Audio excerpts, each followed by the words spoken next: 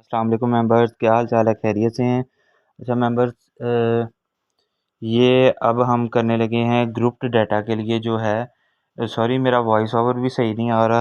अब on the spot जो है, मैं इतना टाइम भी नहीं है कि बंदा डिफरेंट जो है मार्केट में भी चले जाए और इसके लिए जो है प्रॉपर सारा सामान ले आए।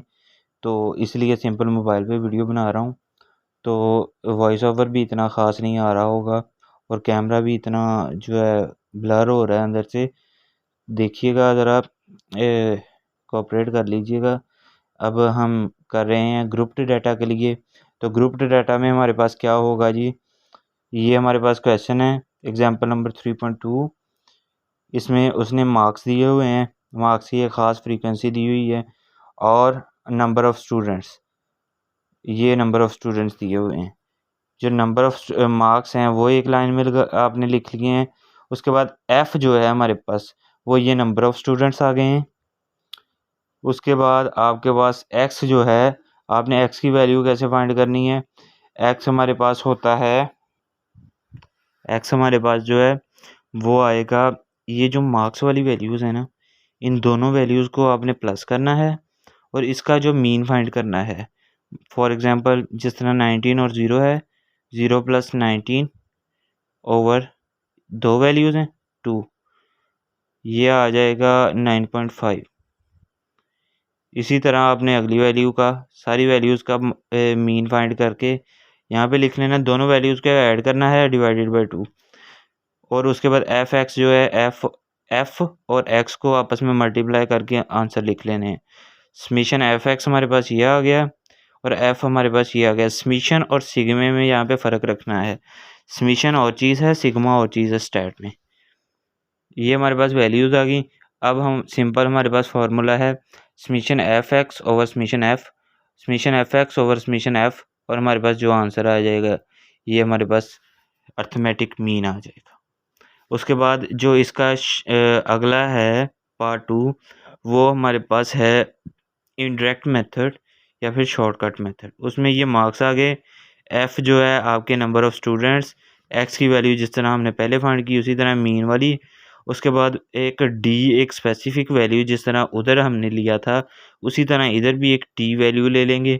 उसके बाद एफ़ और डी को मल्टीप्लाई करवा लेंगे और एफ़ डी का जो सोल्यूशन आएगा वो आ जाएगा, समीशन सॉरी, और यू की वैल्यूज़ जो हैं वो, और एफ़ यू जो है, एफ़ और यू का जो समीशन है वो आ जाएगा।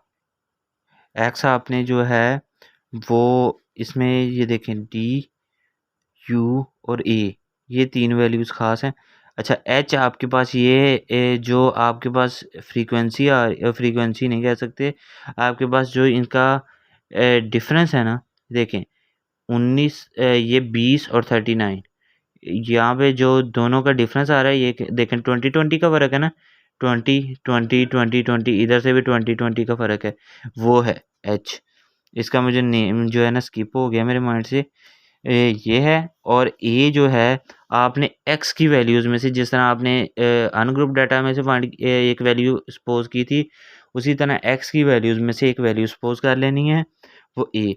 अब डी फाइंड करना है तो एक्स माइनस 49.5, सारी वैल्यूज़ में से इसी तरह करना कि एक्स की वैल्यू माइनस जो है 49.5, एक्स की वैल्यू माइनस 49.5, एक्स की वैल्यू माइनस 49.5, ये सारी वैल्यूज़ को करके जो आंसर आया वो आपने डी में लिख देना है।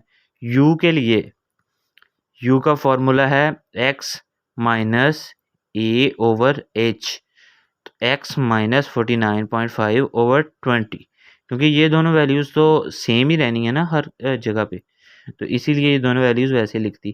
तो एक्स की वैल्यू साथ लगाते जाना है और यू की वैल्यू भी फाइंड कर लेनी है।